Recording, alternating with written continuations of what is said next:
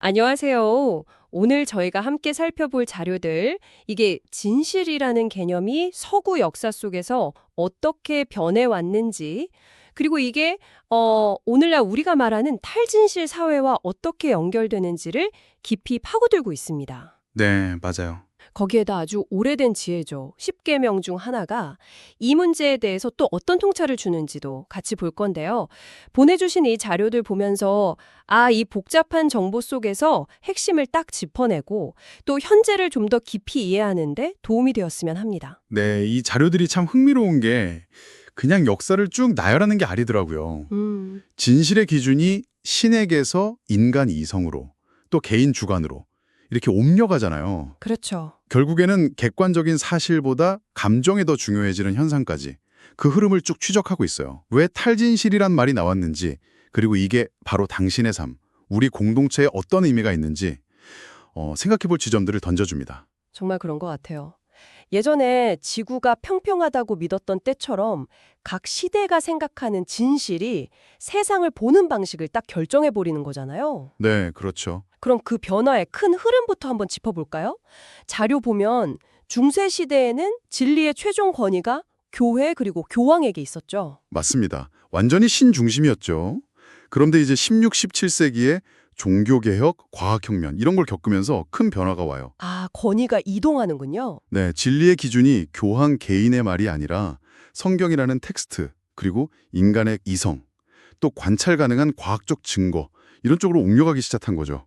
그러니까 자율적인 이성을 가진 인간이 중요해지기 시작한 거예요. 그 이성의 힘이 가장 강했던 게 아마 18세기 이후 근대 아닐까요? 합리주의, 보편 진리 이런 걸 막 추구했잖아요. 네, 그랬죠. 근데 아이러니하게도 그 이성의 이름으로 벌어진 게 1, 2차 세계대전이었고 그러면서 인간 이성 자체에 대한 어떤 깊은 회의감이 들기 시작했고요. 바로 그 지점입니다. 그 회의감이 결국 20세기 후반 포스트 모더니즘으로 딱 이어지는 거예요. 거대한 진리 같은 건 없다. 모든 건 해석하기 나름이다. 이런 생각이 퍼지면서 절대적인 진리라는 개념 자체가 막 해체되기 시작한 거죠.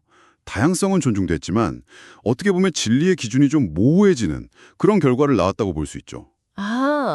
그럼 포스트 모더니즘이 진리의 객관성에 좀 물음표를 던졌다면 2010년대 이후에 나온 탈진실 현상은 여기서 한 발 더 나간 거군요? 네, 맞아요. 자료에서도 그 차이를 딱 짚던데 탈진실은 그냥 진리가 상대적이다 이게 아니라 아예 거짓말을 어떤 목적을 위해서 의도적으로 만들고 퍼뜨리는 경향이 있다는 거죠. 정확합니다. 그게 핵심적인 차이예요.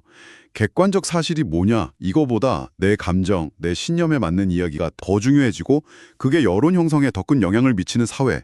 이게 바로 탈진실 사회의 정의입니다. 2016년에 옥스퍼드 사전에서 올해의 단어로 뽑히고 했고요. 특징들을 보면 자기가 보고 싶은 것만 보는 확증 편향 이게 심해지고 SNS를 통해서 가짜 뉴스가 순식간에 퍼지고 네, 그리고 전문가나 언론에 대한 불신도 커지고요. 음모론 같은 것도 많아지고요. 사례로든 영국의 브렉시트도 그렇고 요즘 AI가 진짜처럼 막 그럴듯한 거짓 정보를 만들어내는 거 있잖아요. 할루시네이션 현상. 이것도 같은 맥락으로 볼 수 있겠네요. 네, 기술 자체가 의도치 않게 거짓 정보 확산에 기여할 수도 있다는 점에서 문제가 더 복잡해지는 거죠. 심지어 알고리즘을 조작해서 여론을 바꾸거나 선거, 심지어는 전쟁의 향방에도 영향을 줄 수 있다. 이런 경고까지 나오니까요. 무섭네요. 이런 배경에는 어쩌면 우리가 점점 더 복잡한 세상사에 관심을 좀 잃고 정보를 깊이 파고들기보다는 그냥 쉽고 자극적인 오락거리에만 집중하려는 경향? 이런 게 있는 건 아닌지 자료는 묻고 있어요. 이런 상황에서 자료가 아주 흥미롭게 연결하는 지점이 바로 성경의 제9계명 내 이웃에 대하여 거짓 증거하지 말라 이거잖아요. 이게 단순히 법정에서 위증하지 말라 이런 뜻만은 아니라고요. 그렇습니다. 그 히브리어 원문의 의미를 보면 이웃에 대해서 어떤 형태든 거짓된 말을 하지 마라라는 훨씬 넓은 의미를 담고 있다고 해요. 어떤 형태든요. 네. 그러니까 중상모략, 험담, 아첨, 위선, 이웃과의 관계를 왜곡하고 해치는 모든 거짓말이 다 포함되는 거죠. 어떻게 보면 이 의사소통 자체를 왜곡하고 공동체를 파괴하는 행위에 대한 아주 오래된 경고가 오늘날 탈진실 현상의 핵심을 딱 꿰뚫고 있는 셈이에요. 와, 정말 의미심장하네요. 그럼 이 거대한 탈진실의 흐름 앞에서 개인이 할 수 있는 실천은 뭘까요? 자료는 소극적인 거랑 적극적인 걸 나눠서 제시하는데 하지 말아야 할 게 꽤 많더라고요. 네, 뭐 거짓말 자체는 당연하고요. 불공정한 저울 추천은 부정직한 수단을 쓰는 것, 남 깎아내리는 말, 거짓에 동조하거나 그냥 침묵하는 것, 심지어 위선적인 태도까지 다 포함돼요. 우선은 의식적으로 진실된 말을 하려는 노력이에요. 자꾸 거짓말하는 습관에서 벗어나려는 거죠. 그리고 더 나아가서는 사량 안에서 진리를 말하고 또 진리와 함께 기뻐하는 그런 태도를 강조합니다. 우리가 서로 다 연결된 존재니까 진실한 소통이 꼭 필요하다는 그런 인식이죠. 오늘 저희가 진실 개념이 시대 따라 어떻게 변했는지부터 감정이 사실을 막 압도하는 탈진실 사회의 모습, 그리고 거짓 증거 금지라는 오래된 지혜의 현대적 의미까지 짚어봤는데요. 정보는 넘쳐나는데 진짜 가려내기는 더 어려워진 지금, 결국 각자의 역할이 참 중요하다는 메시지를 받은 것 같습니다. 맞습니다.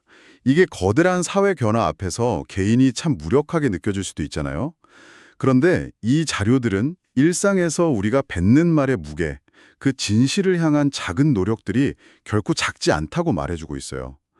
여기서 마지막으로 이런 질문 한번 던져보고 싶습니다.